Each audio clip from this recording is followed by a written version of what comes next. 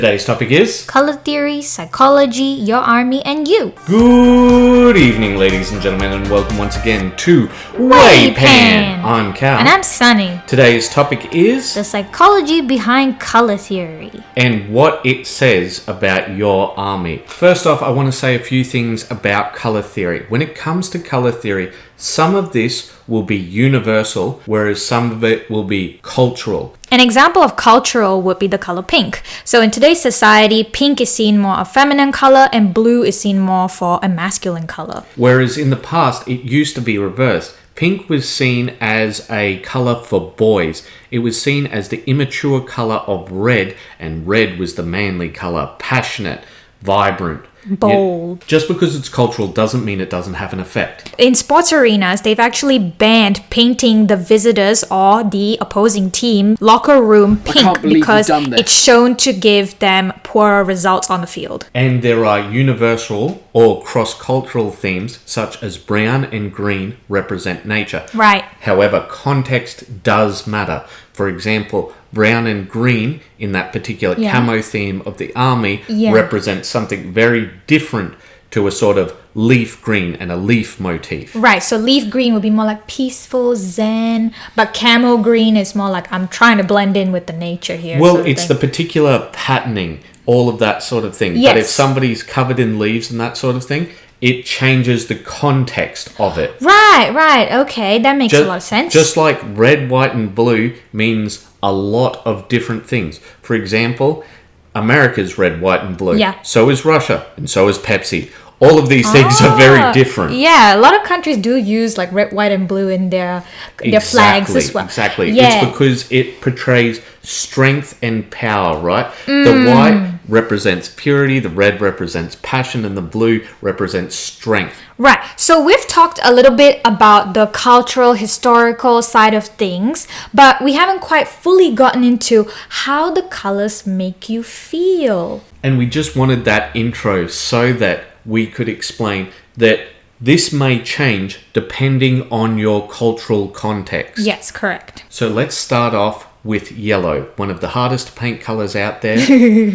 It is a symbol of dominance. Now, a lot of people may not actually say that, but you take a look at the companies that use yellow and that is what it portrays. McDonald's. Shell. Batman. Lipton.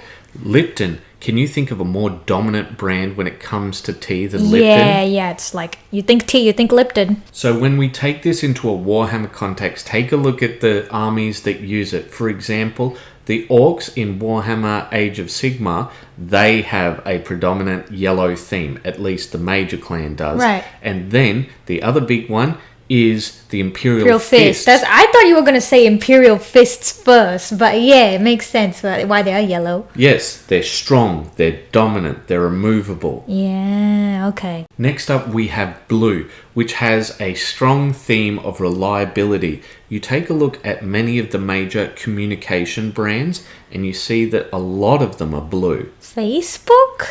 Twitter, or X now I guess. But those aren't very reliable. It's not about whether they are or not, it's about the image that they're trying to portray. Is it because of the feeling of calmness or whatever that blue gives? Unfortunately, when it comes to a lot of the whys, we don't actually know why people feel this way about that. But we have a lot of information on how people feel about certain things. Okay. So when we take a look at blue, we look at IBM, Gillette, Nokia. Right, these are all very known, reliable brands. And if we take a look at the Ultramarines, they're like the big hero boys, the poster boys of all Space Marines. And we're going to have to get into hue and a bit more saturation and all that sort of stuff. Yes, because, for example, the Night Lords are also reliable, but the reliability that they show off is terror and fear. Right. So we're talking about that bright, high saturation blue. Yeah, and so are the Night Lords like a very dark blue, navy blue sort of thing? Yes, they're almost a midnight blue. Right, okay, that makes sense. Yeah, okay. Now, red is one of the most reliable colors for us having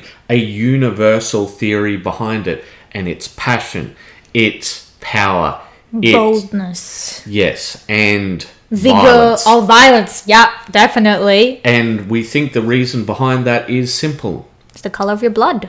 Exactly. And who better to portray this than the Blood Angels? Well, there's the Blood Angels, but there's also Khorne. Khorne is red. Oh, Khorne! Yeah, well, yeah, I guess they're both like two sides of the same coin? Well, there was a whole thing in the Horus Heresy of how he wanted the Blood Angels. So there is that minor thing. Yes. So, next color. Now, the previous three colours are what we call primary colours. Yes. They're the colours that we use to mix to get the other colours. However, green is our next colour, and it is actually a primary colour when it comes to our eyes. Our eyes see in red, blue, and green. Oh, yeah, this would be the RGB scale that us graphic designers use. Correct. 100%. I would say that green has the most variability of all of the colours. It depends on its hue, its saturation level. All of these things come into it when it comes to the message it's portraying. And that means that green as a colour, if you're just taking a look at it as just flat green, you're not going to get a lot of information out of it. Yeah, but if you were to say like a more vibrant green that's used for like the Spotify logo, or like a more desaturated green that could be used for example, the Holiday Inn logo, then you can kind of get two completely different vibes from them. Or let's take a look at Warhammer itself, and let's take a look at three greens. For example, we've got Death Guard green, we've got Dark Angels green, and then we've got Salamander's green. Right. Now, the Salamander's green is a high saturation, high brightness. With that, it brings along this idea of hope. It's got a connection to nature. Right. It's all of these strong, good, positive perceptions with green. Yes. But when you darken it, but do not decrease its saturation level, like with the Dark Angels, it has this sense of foreboding, and it's not because of the history of the Dark Angels. The Dark Angels have that color because of their history, not the other way around. Okay, yeah. Because if you're stuck in a really dark forest, it's a place you don't want to be. Exactly. It draws on that human psychology, that deep need to get away from that. From the darkness of the forest. Exactly. Now, when we take a look at the Death Guard's green, right? It's pale and sickly because we know this colour from disease. We know this colour from when things start rotting, all of this sort of stuff, right? They've chosen that colour for that exact reason. Yeah, that makes a lot of sense. But as you can see, when it comes to green, there's a lot of variability. So don't think of green as just a one color, like, oh, it only means peace, it only means vitality, health. It can be manipulated just like everything else. It's kind of the opposite of red, where red has a very strong, solid foundation. Green has a very variable foundation. Yeah, it's more flexible color, which I get it, because you see green a lot more than you see a lot of the other colors, because it's the color of nature, like you said. Exactly. Yeah, and there's a lot of variability in nature. Exactly. Now we come to a colour on the opposite end of the spectrum, which is purple, which is quite rare. And that's why it has been associated with royalty, with nobility, all of these sorts of things. It's got a certain level of power and strength to it. Very regal colour, I suppose. But when it's combined with certain colours, for example, our aforementioned green, that is the default colour scheme for the bad guy. Yeah, because if you take a look at Disney films, they use a lot of the purple and green combination to show evil, like Maleficent was green and purple. In a lot of cartoons, if you take a look at it, the bad guys are often green and purple. I don't know why it is, but I would say that they are tapping into something more deep and primal than we can actually understand. Yeah. But once again, unlike with the other colours, this one is much more strongly affected by its variables, for example, hue and saturation. Okay. For example, magenta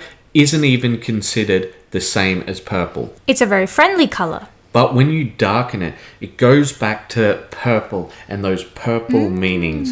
Even though it is still a magenta, it goes back to that purple psychology, that idea of regalness, that idea of power. Right, and purple is also very highly used in magic, right? Which is Correct. Is that why they use it for Fulgrim, or I forget what, Emperor's Children? Yes. Yes, well, see, that's one of the things. Emperor's Children, Fulgrim, is connected with Slanesh and hedonism. So all of that royalty stuff still applies, but the negative aspects of it. Yeah, right. Yeah. So let us move on. Finally, we come to orange, which isn't actually used as the primary color for most people. It's used as an accent. And the reason for that is because it denotes energy. And usually what it's trying to denote is an accentuation of whatever that primary color is. Oh, so it's just a sort of like a driving force, just to give it a little extra push? Yes, essentially. So take a look at logos like Harley-Davidson, MasterCard, Fanta. Okay, even with Fanta, right, you think of the orange because of the drink, not because of the logo. If you take a look at the logo, it's actually predominantly blue with the Fanta, but with the little orange at the back. And you don't even think of orange when it comes to MasterCard or Harley-Davidson. Now, there are exceptions. For example, Nickelodeon. But Nickelodeon is connected with this spastic, childlike, uncontrolled energy. Yeah, which denotes with that slime splattering everywhere sort of thing. Right, and orange depicts that. That kind of uncontrolled energy. Yeah. Now that you say it, I can't really think of a single Space Marine chapter that's predominantly orange. Exactly, because it does not fit with the psychology behind that color. Whereas you take a look at the only predominant use of orange in Warhammer was the old Tau step scheme, right? And it was a desaturated orange, which denoted that sort of childlike innocence, but not quite. Interesting. Okay. Yes, because it's desaturated but pushed towards the white. Correct. Speaking of white, now we're going to start talking about not colors, but values. And white. White. So what is with white in terms of psychology? In terms of psychology, it's connected with innocence. It's connected with purity. And the reason that it is it's so easily stained. Yeah, okay, that makes sense. So with Space Marines, they're usually apothecary, like you said. Yes, that's correct. But white also has negative elements. For example, it's connected with coldness and distance. Because it doesn't really have any hue, any information. It's very sort of... Also, it's connected with snow, so that sort of coldness. Okay, yeah, okay, that makes a lot of sense, yeah. And when you take a look at its use in Warhammer, we can see how it's connected with that coldness. For example, let's take a look at the World Eaters. Let's take a look at the White Scars. These are both white chapters, right? But they're very cold and like, just get it done kind of guys. Yes, and there's two sides to that coin. For example, the World Eaters are reliable because they're blue, right? But the way that they do things was cold and brutal. And the White Scars were always seen as distant to the other chapters. This negative trait is also shared by the other absolute, which is black. Right. So the psychology behind black would be that it gives off a feeling of elegance, sometimes also protection as well as strength. Well, I'd say that its primary purpose in Warhammer is two things, either intimidation or stealth. When you're talking about elegance, you're usually talking about it in a fashion sense. That's true, yeah. Black is the color of shadows, of contours. It's usually used to make things sleek and neat. And when we look at the Raven Guard, or we take a look at the Raven Wing, both of those have that kind of profile, sleek and neat. Because they're the stealth guys as compared to the Black Templars. They're more blocky and they're more on like use their fists rather than being more in the shadows like the Raven Guard. Yes, they're out there. It's about the intimidation. And why, despite having the exact same sort of color schemes, are they so different? This has something to do more with shapes. So with tighter shapes, more streamlined shapes, that shows speed, precision. But with more blocky rectangular shapes, that shows more like, I'm guarding, I'm blocking you in the face, that sort of thing.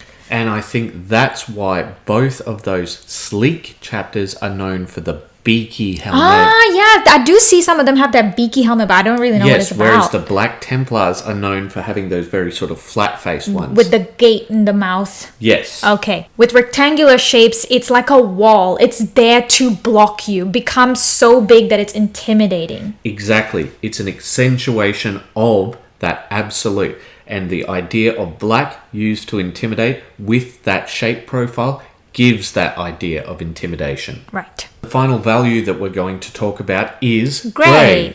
And grey is known for neutrality. Yeah, it is the color which no one can truly put any emotional profile onto. However, grey is easily affected by other colours. For example, you can have a warm grey or you can have a cold grey. Yeah, which actually applies to all the other colors as well. You can have a cooler tone or a warmer tone. However, the language behind it is most affected with grey. Right. So what are some examples with grey? I have two examples when it comes to a cold grey. The first is the lunar wolves and the other one is the space wolves. So the space wolves in their current theme have a bluish grey, and that denotes the same sort of things that the white does because it's much closer to that white. It's giving that coolness. It's giving that idea of cold.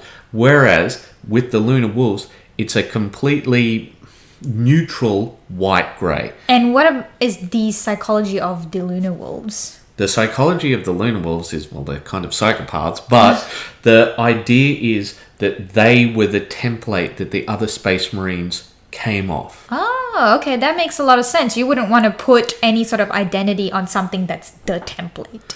And once they changed, then they added colours to them. Yeah, that makes a lot of sense. Once they become the sons of Horus, they become a sea green, and sea green is connected with chaos.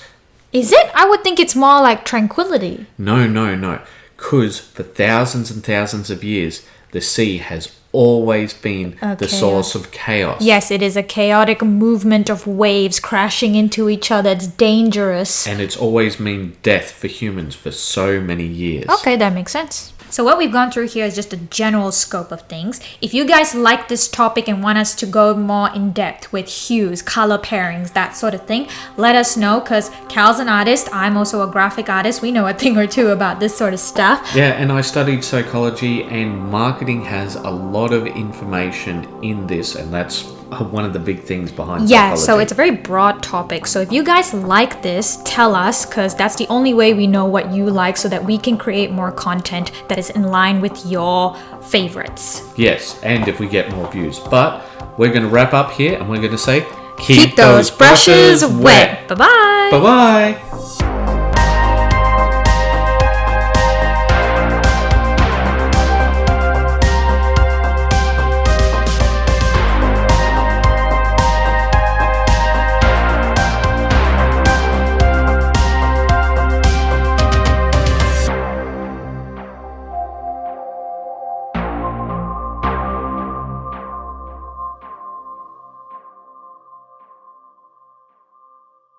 Let's play what the color of your Space Marine says about you. Find out more on the top 10 reasons from Watch Mojo.